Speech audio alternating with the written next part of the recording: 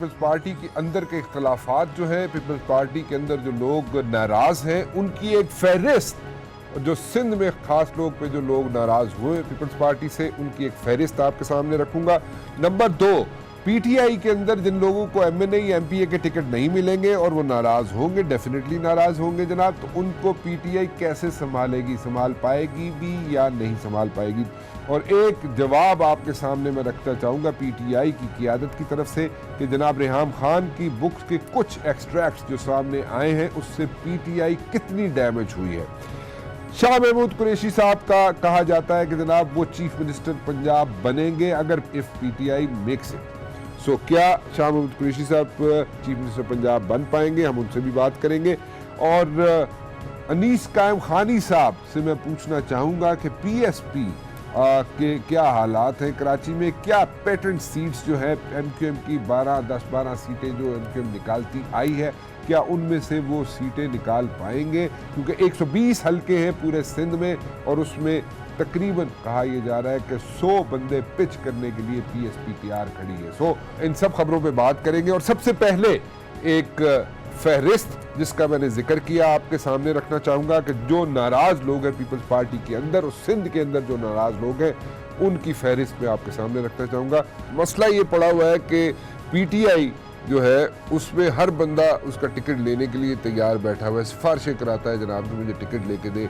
एक एक हल्के में जहाँ पे 2 विनिंग कैंडिडेट्स हो सकते हैं वहाँ पे 173 कैंडिडेट्स अप्लाई करने के लिए बैठे हुए जनाब, वो अप्लाई कर चुके हैं कि जनाब हमें जनाब टिकट दिया जाए और हम जनाब इलेक्शन लड़ना चाहते हैं। लेकिन पीटीआई वाले सब लोगों को अकोमोडेट शायद ना कर पाएँ और उसके बाद का जो सिनेरियो है वो ये है जनाब कि जिन लोगों को टिकटें नहीं मिलेंगी वो ऑब्वियसली कुछ लोग उसमें से नाराज़ जरूर।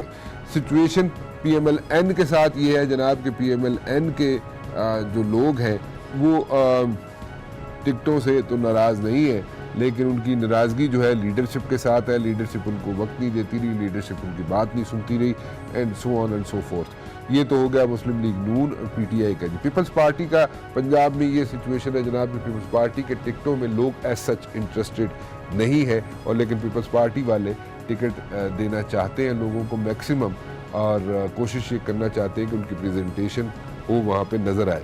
इसके साथ साथ मैं एक चीज़ जो बड़ी इंटरेस्टिंग यहाँ पे डेवलपमेंट हो रही है और वो ख़ास तौर पे हो रही है सिंध के अंदर, और सिंध की जो पीपल्स पार्टी के अंदर जो इख्तलाफात हैं वो भी इसी किस्म के रूनुमा हो रहे हैं जनाब।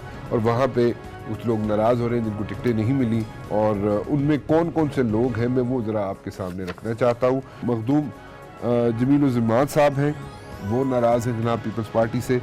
जाम शोरों से मलक असद सिकंदर साहब हैं जो कि वो भी नाराज़ हैं और वो प्लान कर रहे हैं जनाब कि एक नया ग्रुप बनाया जाए, वो अपना एक नया ग्रुप बनाना चाहते हैं। गोटकी से ये जो महर हैं जनाब उनकी भी नाराज़गियाँ हैं, वो भी नाराज़ हैं। बदीन डिस्ट्रिक्ट से कमाल साहब हैं, उनकी भी नाराज़गियाँ हैं जनाब पीपल्स पार्टी से। और अली नवाज़ चांडियो साहब हैं और पप्पू शाह हैं, इनकी भी नाराज़गियाँ हैं पीपल्स पार्टी से। मीरपुर ख़ास से अली नवाज़ साहब हैं जो कि कहते हैं जनाब कि मैं अपना ग्रुप बना रहा हूँ। ठट्ठा से फेमिलियर नेम जी अवैस मुजफ्फर टप्पी साहब की जगह अली हसन जरदारी साहब को वहाँ पे पिच किया गया है पीपल्स पार्टी की तरफ से, जिसकी वजह से लोकल्स जो है वो जनाब नाराज़गी का इजहार कर रहे हैं।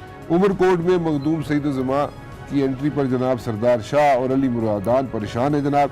और सांगड़ में जाम मदद को टिकट देने पर असगर जुनेजो नाराज़ हो गए हैं जनाब। अब मखदूम जमील-उज़्ज़मा ने सांगड़ से भी कौमी असम्बली की नशिस्त मांग ली है। शाजिया मरी भी परेशान है इस पे।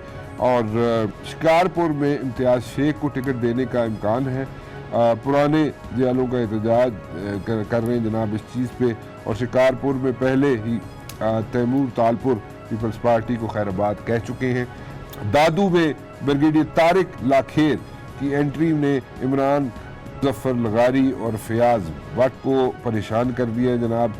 हैदराबाद में पीपल्स पार्टी 4 हिस्सों में तकसीम होती हुई नज़र आ रही है जनाब। जाम खान शोरो, मौला बख्श चांडियो, अली नवाज शाह रिजवी ग्रुपों में तकसीम नज़र आ रही है। टिकटों में खींचा तानी पर ऑब्वियसली जैसे मैंने पहले जिक्र किया जनाब के आला क़यादत जो है पीपल्स पार्टी की वो परेशान नज़र आती है। नवाब शाह में ढारी ग्रुप ने जनाब फरमाइशें शुरू कर दी हैं नौशेरो फरोज में रियाज साहब को टिकट देने पर जनाब पीपल्स पार्टी की कायम मुकाम क़यादत में अलहदगी कर लेंगे कि जनाब बातें शुरू हो गई। जनाब थरपारकर में महेश हलानी, गोटबल जीवन और नूर मोहम्मद शाह जिलानी टिकट ना मिलने पर घर बैठ गए। जनाब पीपल्स पार्टी के थर में नाराज लोगों ने अरबाब ग्रुप को मजबूत करने की जनाब ठान ली है। जनाब वो कहते हैं जनाब हम आज़ाद ग्रुप को जनाब मजबूत करेंगे। लियारी में नबील कबोल की मुखालफत शुरू हो गई है जनाब, और मेंबर कौमी असम्बली शाहजहां बलोच नाराज़ हैं। जनाब लियारी में ही शाहजहां बलोच ने कहा है जनाब के नबील कबोल को क्यों टिकट दिया जा रहा है जनाब, इसलिए वो उन्होंने अपना ग्रुप बनाने का फैसला कर लिया। सो ये ऐसी चीज़ें हैं जनाब के सिंध के अंदर जो डेवलपमेंट्स हो रही हैं, जैसे कि मैंने पहले भी जिक्र किया कि हर जगह नाराज़गियाँ शुरू हो चुकी हैं।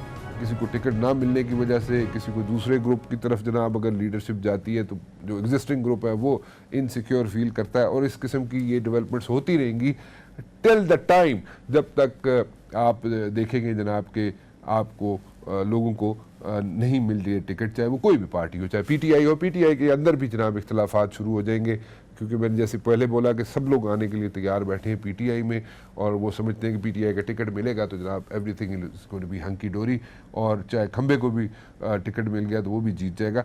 सो इसी तरह पीपल्स पार्टी की एक चीज़ मैंने आपके सामने रखी जनाब, पीपल्स पार्टी में क्या क्या हो रहा है।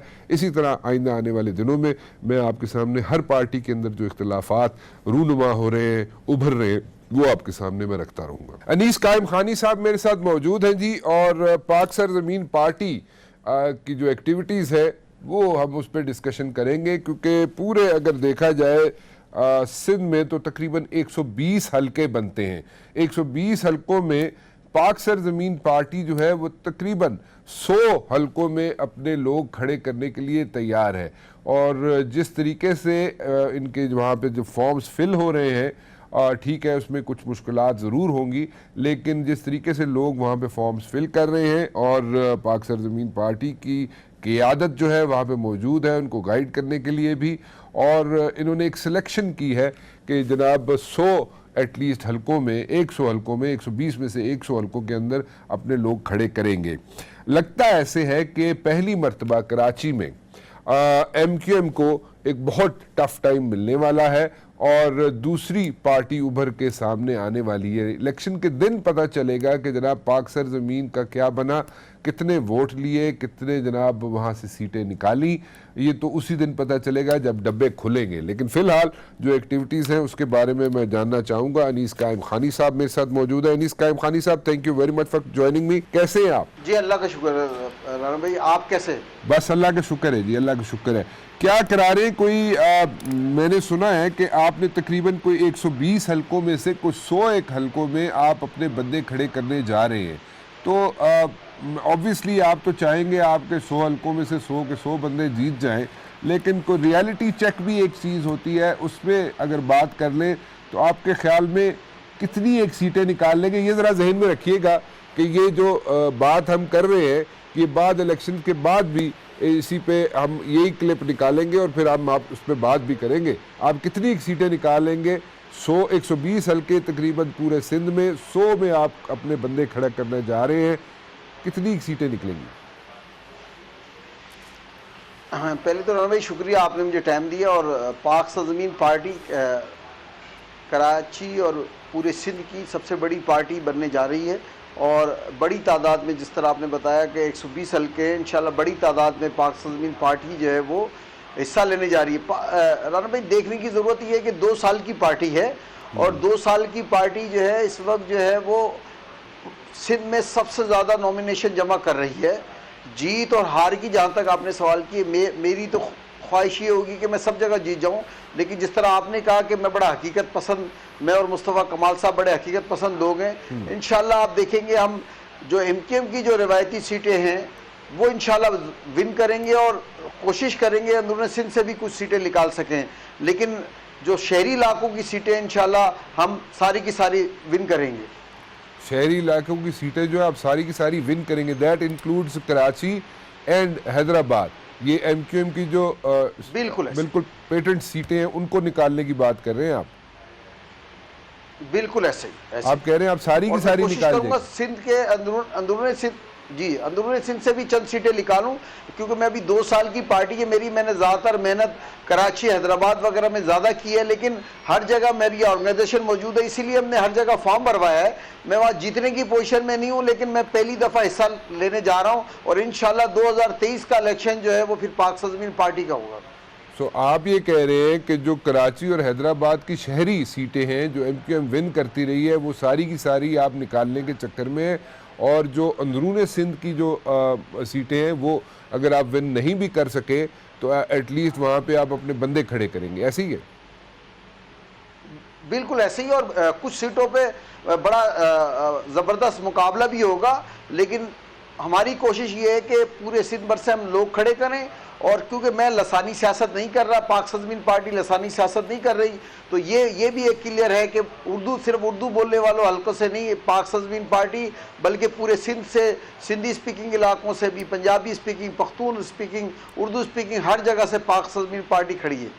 आप कुछ थोड़ा सा अंडर एस्टिमेट तो नहीं कर रहे एमक्यूएम को कि उनका अभी तक जो वोट बैंक है वो जो सुनने में आया है कि वो अभी तक इंटैक्ट है, वो ऐसा सच टूटा नहीं, गो के उनके अंदर के इख्तलाफात, एमक्यूएम के अंदर के इख्तलाफात, एमक्यूएम के अंदर की लड़ाई झगड़े, उन्होंने कोशिश बहुत की उसको निपटाने की, लेकिन अभी तक मेरे ख्याल में ज़्यादा डैमेज उनको as far as the votes are concerned, as far as the voter is concerned, उनको इतना डैमेज नहीं हुआ।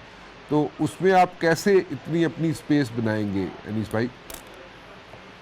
पहली बात तो ये बात वैसे ही गलत है, मैं आपको चंद मिसालें दे देता हूँ। पाक एमक्यूएम पाकिस्तान ने 2 इलेक्शन लड़े हैं, 127 पे और 114 पे, दोनों हार गई है।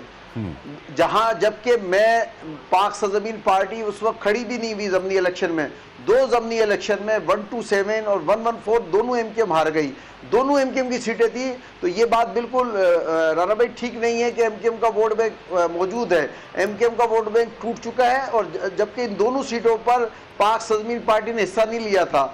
लेकिन इंशाल्लाह जब पाक सरजमीन पार्टी ग्राउंड पे आएगी तो इंशाल्लाह बदतरीन शिकस्त होगी एमक्यूएम को।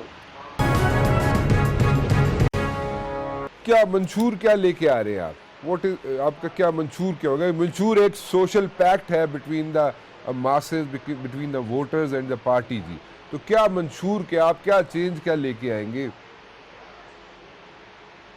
मेरा पार्टी मंशूर राना भाई अगर आप मुझे बताते मैं आपके सामने रखता, मोटी मोटी चीजें बता दीजिए। मेरा मंशूर का नारा इज्जत इंसाफ इख्तियार है।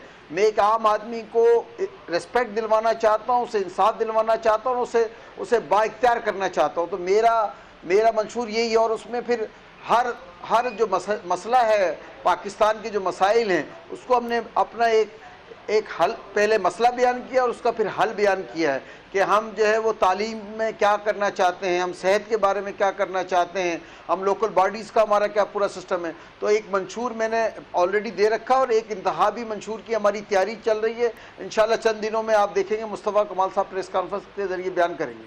अच्छा, एक चीज़ समझाइए हमें, क्योंकि आप वहाँ पे पीपल्स पार्टी भी एग्जिस्ट करती है और पीपल्स पार्टी के वहाँ पे भी वो भी अपना ज़ोर चलाएंगे, वहाँ पे ज़ोर दिखाएंगे पीपल्स पार्टी वाले भी, सिंध में भी और कराची में भी। तो आपका मुकाबला एमक्यूएम से होगा या पीपल्स पार्टी के से होगा या या सबसे होगा जी? जो लोग राना भाई जैसे आप भी उन साफियों में से जो कराची को जानते हैं, जो कराची को नहीं जानते उनके लिए कराची का हर हल्का अलग-अलग है। मेरा लियारी में, मलीर में, किमाड़ी में मुकाबला पीपल्स पार्टी से होगा, कुछ सीटों पे मुकाबला मेरा एमक्यूएम से होगा और कुछ सीटों पे पीटीआई से होगा। लेकिन मेरा तकरीबन 10 से 12 ऐसी सीटें हैं जहां पर पाक सरजमीन पार्टी स्वीप करेगी। चंद सीटों पे ज़रूर, कुछ सीटों पे हमारा मुकाबला होगा, लेकिन इंशाल्लाह अक्सरियत से हम कराची की सीटें जीत जाएंगे। 10 से 12 सीटें जो आप कह रहे हैं अनीस साहब के, वो आप वहाँ पे स्वीप करेंगे, वो कौन कौन सी सीटें हैं बताना पसंद करेंगे आप? जी, सेंट्रल डिस्ट्रिक्ट की चार एनए की सीटें और नीचे 8 के करीब जो है पीएस की सीटें, इसी तरह औरंगी टाउन, इसी तरह बल्दिया, इसी तरह जो है वो ये डिफेंस वाली जो सीट है जो पहले 250 होती थी अब 247 है, इसी तरह लांडी, मदीर, शाह फैसल, ये वो इलाके, कुरंगी वो ये इलाके हैं 10 से 12 जहाँ हम आसानी से सीट जीत जाएंगे। अच्छा, तो आपके साथ जो है, जो जब आप एमक्यूएम बनी थी उस वक्त तो ये सब लोग जो थे यूनिट वाले, सेक्टर वाले, ये सब लोग आपने खुद इनको एक बना के दिया था, एक ग्राउंड वर्क करके दिया था एमक्यूएम को, आपने सब चीज़ें बना के दी थी।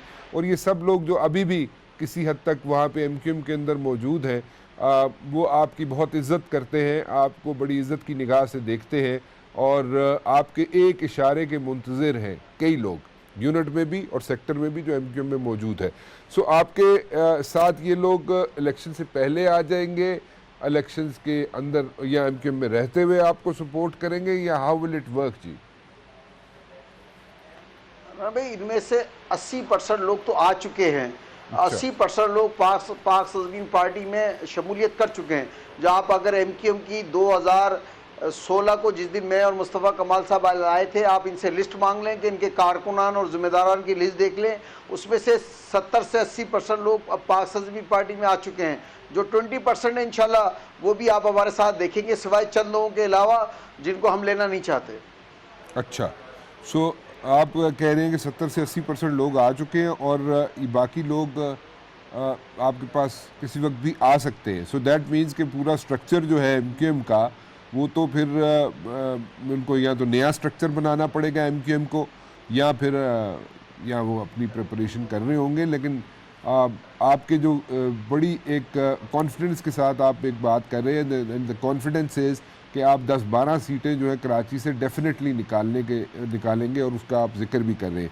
What do you think is going to be the administrative role ji? Administration जो है आपको, जो लोकल एडमिनिस्ट्रेशन है, जैसे सिंध के अंदर जो नया कायम मुकाम सेटअप बना है, उसके साथ उससे आप खुश हैं या उसमें कोई तब्दीली चाहते हैं, या आप समझते हैं कि everything is going to be hunky dory जी?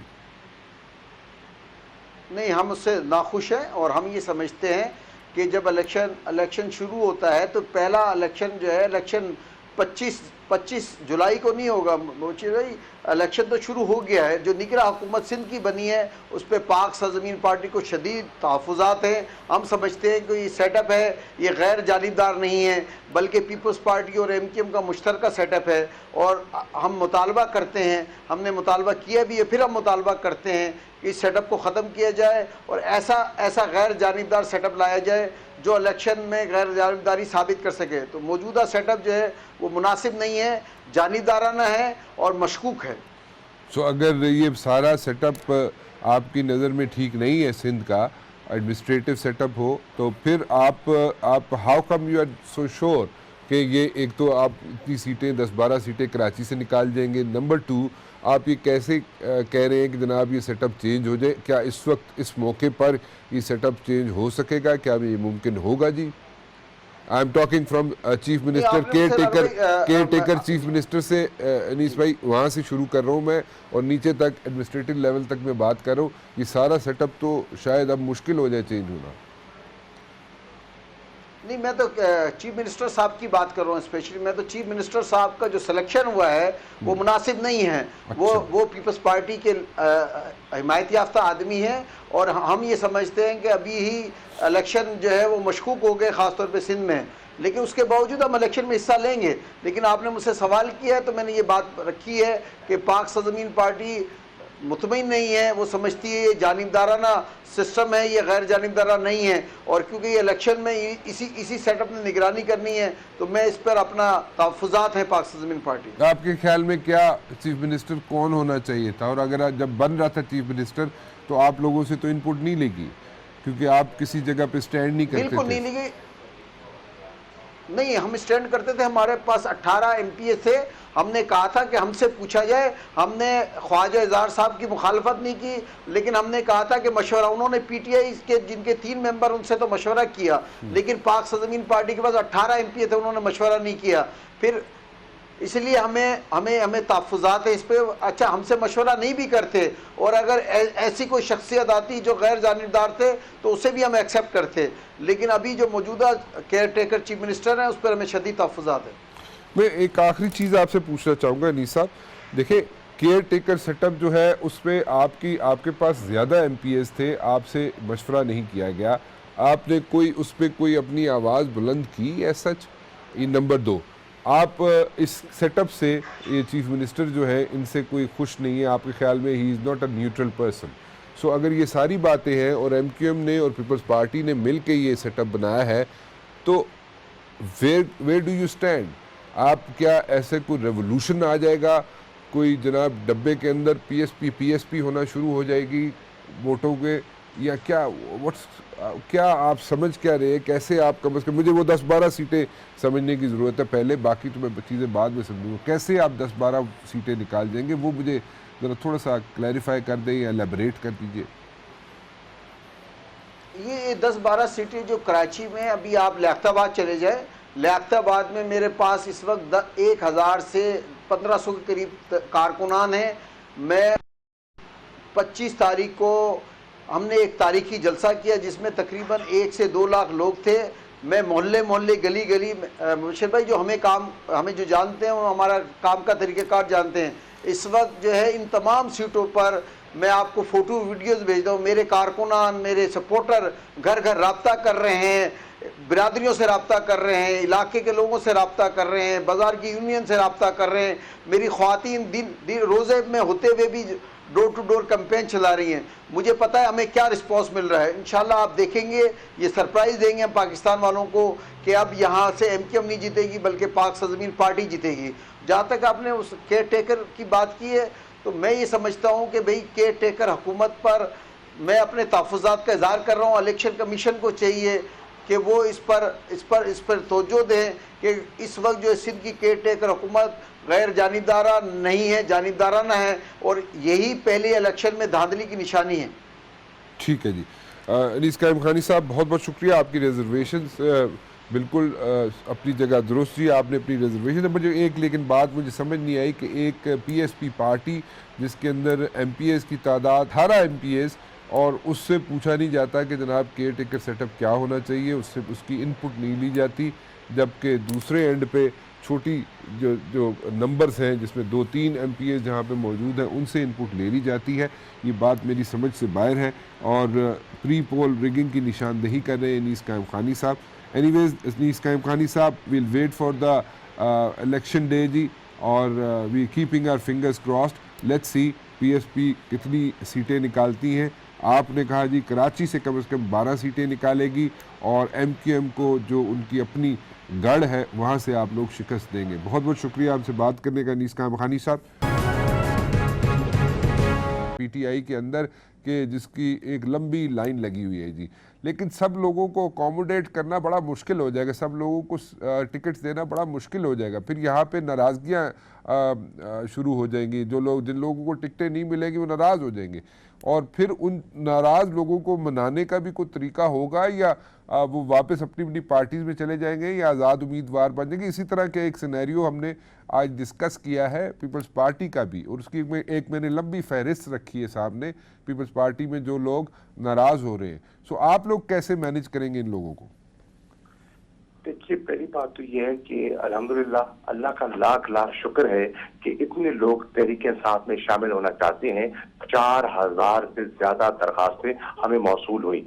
एक वक्त वो भी था कि हम मुंतजर हुआ करते थे कि कोई दरखास्त दे और आके अप्लाई करे, हल्के खाली पड़े होते थे। ये अल्लाह की रहमत है कि आज लोग अप्लाई कर रहे हैं। अब जो भी आ रहा है वो इमरान खान पर एतमाद कर रहा है, उसके नजरिए पर यकीन कर रहा है, और जो भी आया है उसको हमने तरीकाकार बताया था, और उस सब ने बयान हल्फी दिया है कि हम पार्टी के फैसलों के पाबंद होंगे, और अगर हमें टिकट न दिया गया तो हम एक नए पाकिस्तान की जद्दोजहद के लिए आ रहे हैं, अपनी जात पात के लिए नहीं आ रहे, और हम आजाद इलेक्शन नहीं लड़ेंगे और पार्टी का इमरान खान का साथ देंगे। अब देखना यह है कि वो नजरिए के साथ आ रहे थे या अपनी जात के साथ आ रहे थे। मुझे यकीन है कि अक्सर जो लोग हैं वो नजरिए का साथ देंगे, वो इमरान खान का साथ देंगे, नए पाकिस्तान का साथ देंगे, और इंशाअल्लाह अगर हुकूमत आती है तो लोकल गवर्नमेंट्स भी आएंगी और चीजें भी होंगी, और उनको बाइज्जत तरीके से अकोमोडेट किया जाएगा। सब कैंडिडेट्स को जहां 4000 दरखास्तें हों अकोमोडेट करना नामुमकिन है, लेकिन हमने कोशिश की है। एक लंबा प्रोसेस के थ्रू दिन रात जागे हैं, अफ्तार से लेके सहरी तक, सहरी से लेके अफ्तार तक, और लोगों को मिले हैं, शॉर्ट टेस्टिंग की है, रीजन्स में इंटरव्यूज किए हैं, जितनी मेहनत की जा सकती थी, जितनी मशावरत की जा सकती की है, लेकिन इंसान अकले कुल नहीं है, फिर भी गलतियां हो सकती हैं। मैं समझता हूं कि एक बड़ी लड़ाई के लिए, बड़े मकसद के लिए लोगों को बड़ा दिल दिखाना होगा और इमरान खान का साथ देना होगा। एक और बड़ा इंपॉर्टेंट क्वेश्चन है जी, अच्छा, इससे तो ये जाहिर हुआ कि जिन लोगों को एमएनए या एमपीए की सीट्स नहीं मिलेंगी शाह साहब, या उनको एमएनए या एमपीए के टिकट नहीं मिलेंगे, उनको आप लोकल बॉडीज़ के आगे इलेक्शंस आने वहाँ पे अकोमोडेट कर सकेंगे, और जो नहीं इस चीज़ पे भी नहीं राज़ी होते फिर उस पर तो आप कुछ नहीं कर सकते। और टिकटों की आप गवर्नमेंट में बहुत अपॉर्चुनिटीज होती हैं, जब हुकूमत में होते हैं बहुत अपॉर्चुनिटीज होती हैं, और बहुत से आप पढ़े लिखे और नामवर लोगों को बड़ी इज्जत के तरीके से अकोमोडेट भी कर सकते हैं और उनसे कौमी खिदमत भी हासिल कर सकते हैं। ठीक है, बिल्कुल ठीक जी। अच्छा, एक और चीज़ जी बड़ी आजकल बात होती है, मैंने तो उस पर बिल्कुल बात नहीं की, मैंने उस पर कोई शो किया, ना मैंने उस पर कोई कमेंट किया है सच, लेकिन जो इम्पैक्ट पड़ रहा है इस वक्त, जो किताब है रेहाम खान की जो अभी लॉन्च नहीं हुई और उसके कुछ एक्सट्रैक्ट्स सामने लीक होना शुरू हो गए हैं, उसका इम्पैक्ट जो पड़ रहा है पीटीआई पे, is that damaging for you guys, और कितना डैमेज अभी तक कर चुकी है आपको पीटीआई को ये किताब, या जो अभी तक लीक हुई है इंफॉर्मेशन थी उसकी? मुझे कोई इससे घबराहट दिखाई नहीं दे रही। क्यों? लगता तो है शाह जी, जिस तरीके से रिएक्शन आ रहा है पीटीआई की तरफ से, उससे तो लगता है बहुत पैनिकी है। मैं सियासी कारकुन हूँ राणा साहब, मैं आपको अपना व्यू दे रहा हूँ, उसकी मैं मिसाल देता हूँ। पहली बात तो ये है, ये किताब लिखी नहीं गई, ये किताब लिखवाई गई है और एक बड़ी भारी रकम देकर लिखवाई गई है, नंबर एक। और इसके सियासी मकासद थे किताब लिखाने के, आप इसकी टाइमिंग देखें, उसको रिवील करने का तरीका देखें, हिंदुस्तान की पुष्पनाही देखें, सब कुछ देखें, तो एक पूरा मंजरनामा आपके सामने आ जाएगा, नंबर एक। नंबर दो, जब आवाम फैसला कर देती है ना और किसी लीडर के साथ अपने आप को जोड़ लेती है, वो इस किस्म की मंफी प्रोपेगेंडा की नजर नहीं होती। एक मिसाल, जुल्फिकार अली भुट्टो के साथ जब लोगों का एक दिल लगाव हो गया था, तो बहुत उस पे उस जमाने के उलमा ने कीचड़ उछाला था, उनकी जात पर हमले, उनके किरदार पर हमले किए थे, लेकिन अवाम ने उनका साथ दिया था।